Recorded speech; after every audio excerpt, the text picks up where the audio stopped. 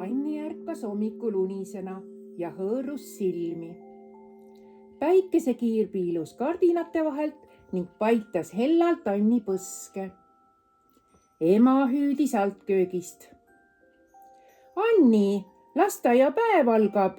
Võtt voodist välja nüüd.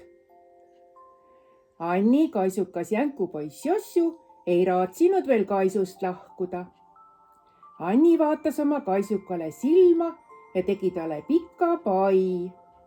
Sul on täna puhkepäev, sina täna lasteaeda ei tule. Ma magan täna kaisukaga, mis on lasteaias, eks ju? Anni märkas, kuidas kaisukas ajas kõigepealt suu torusse, kuid siis noogutas. Tubli, Jossu, ilusasti kuulad sõna.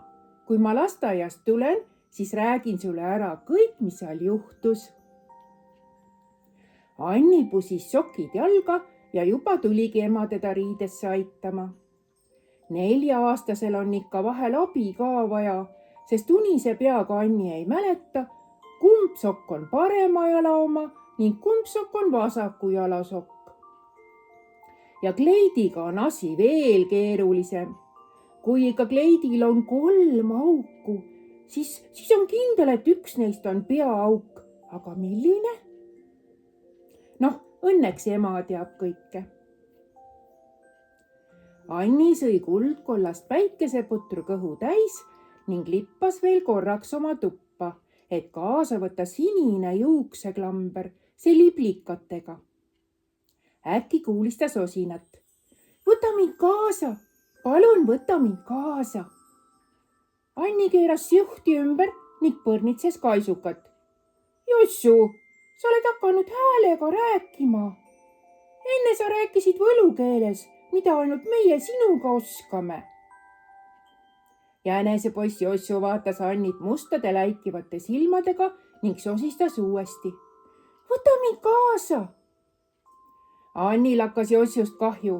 Olgu, võtan, aga ära sa lasteaias minuga räägi, eks. Teised hakkavad naerma, et mul on kaisukas, kes räägib päris inimese keeles. Anni, tule juba, me jääme hiljaks, hüüdis ema. Anni krahmas Jossul jalast ning ruttas trepist alla. Ai, huilgas kaisukas. Anni ehmatas päris ära. No tore lugu küll. Jossu on võlukeele täiesti ära unustanud ning räägib täitsa päris inimese keeles. Lasteaeda jõudis Anni hommikul õigel ajal. Sander, tema rühma poiss, laiutas Anni kõrval kapi ees ning oli pahas tujus.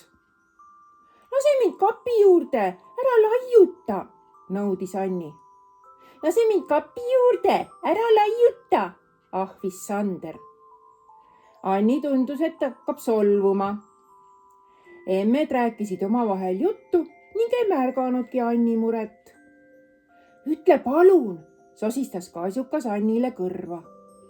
Aga Annil hakkas just praegu tulema jonni tuju. Ta põrnitses Sandrit ning lõi käed puusa. Tahtis küll nii väga sõbralikuks jääda, kuid kuri vihapoiss sai temast võitu. Sa oledki usupunn, Sander, ma ei mängi täna sinuga, hüüdis ta täitsa kõva häälega. Emmed pöörasid pead ning Sandri ema aitas Annil kapiukse lahti teha. Sander, kas arvutimäng jääb täna ära, küsis ema ähvardava häälega. Sander keeras selja ja läks rühma ukse juurde pahurdama. Anni pani kaisuka kappi ja tahtis juba ukse sulgeda, kui kuulis tuttavat sosinat. Ära jäta mind kappi, tahan sinuga rühma tulla. Anni tiris toriseva tegelase kapist välja ja pigistas kõvasti sülle. Anni, ma lähen nüüd, õhtul näeme, eks? Ja kuidas me hommikul üksteisele ütleme, päris ema? Tee teisele seda, mida sa tahad, et sulle tehakse, vastas Anni kelmikalt ning tema silmad lõid särama. Tavaliselt tegi see lause tema tuju hommikuti rõõmsaks. No kui just parasjagu jonn peale ei tulnud. Seda Jonni poiss ei tea kunagi, millal ta otsustab kuskilt koopast välja ronida. Anni teab, et Jonni punn ei ole üldse tore olla. Teised lapsed ei taha ju mängida lapsega, kellel suu torus, koll silmades ning trampimistuju jalgades. Päev möödus kiirelt, käes oligi aeg lõunaund proovida. Anni võdis rõõmuga magamistuppa, sest seal ootas ju kaisukas Jossu. Jossu oli juba kannatamatuks muutunud. Ta ronis kribinal-krabinal Anni kaissu ning tundus rahulolev. Õpetaja luges alles unejuttu, kui Anni silmad juba kinni vajusid. Anni nägi unes, et ehitas klotsidest maja. Punased, sinised ja kollased klotsid olid hiigelsuured ja kuigi Anni ähkis ja puhkis, ei jaksanud ta neid tõsta. Näpp suus mõtles tüdruk, kellelt abi paluda.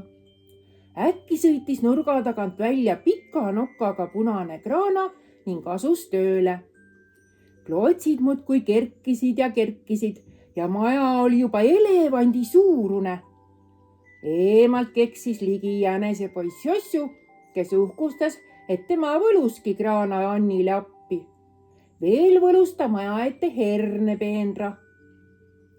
Äkki lendas suure kuuse otsast maja poole ulakas vares mustvarvas, kes püüdis herneid ära varastada. Aga õnneks ärkas Anni enne üles.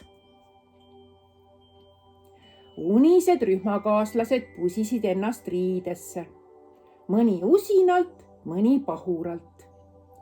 Äkki hakkas Kadri undama nagu tuletõrjeauto. Kus mu sokk on? Mul ei ole sokki!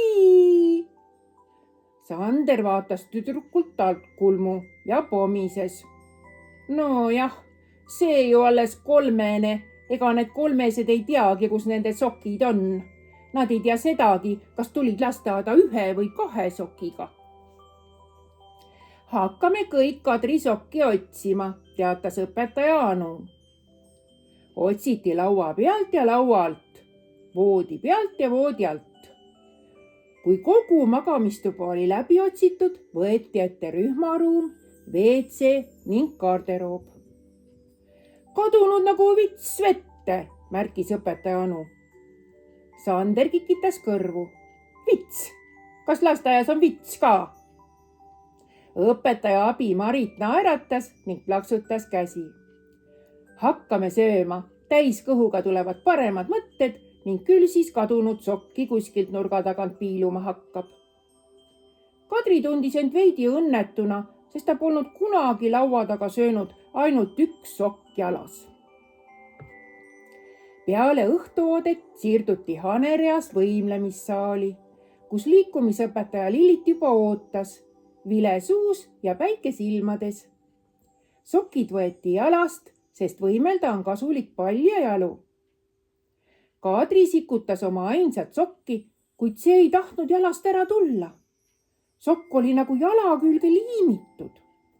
Õpetaja Lillit, ma ei saa oma sokki kätte, tõmbus Kadri suu kõveraks. Vaatame, miks see sokk meil tujutseb, tuli õpetaja Lillit appi. Aga sokk oli kuidagi kummaliselt paks, nagu oleks koos Kadriga kõhu täis söönud. Liikumisõpetaja silmitses tähelepanelikult sokki, tõmbas selle jalast ning oi, soki all oli veel teinegi sokk. Tuba täitis naerulagin. Kogu aeg, kui terve rühm otsis Kadri sokki maa alt ja maa pealt, olid tüdrukul 2 sokki samas jalas teineteise otsas. Tal on mõlemad parema jala sokid, teatas Sander tähtsalt. Annil oli õhtul koju minnes varnast võtta naljakas lugu, mida emale-isale rääkida, sokilugu. Igal juhul oma sokke valvas ta nüüd üsna hoolega. Mine tea, kuhu võivad jooksu panna. Uinudes vilksatas veel peast läbi mõte, et kas siis on olemas parema jala sokk ja vasaku jala sokk. Või siis mitte. jäigi küsimata. mis sina arvad?